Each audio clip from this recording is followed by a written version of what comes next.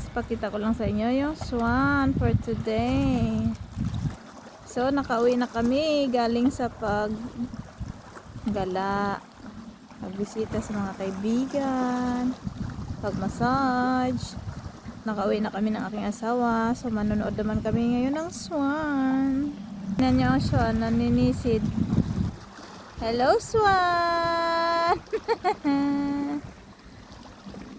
The swan sa Lake Balatun.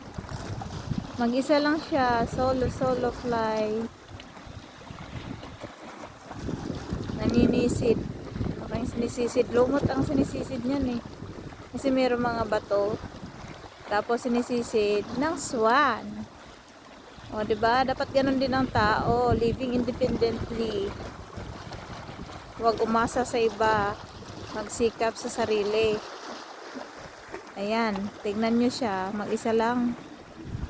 So ayun nga pala ang paligid dito, ang ganda. So yung green grass is nakaka-relax sa eye vision. Andun ang aking asawa, nag-prepare na para maligo.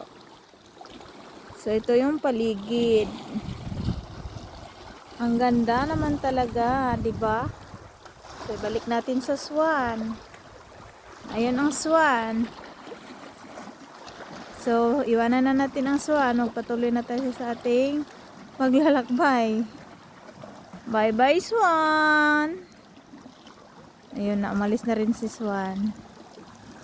Ang green ng mga damo.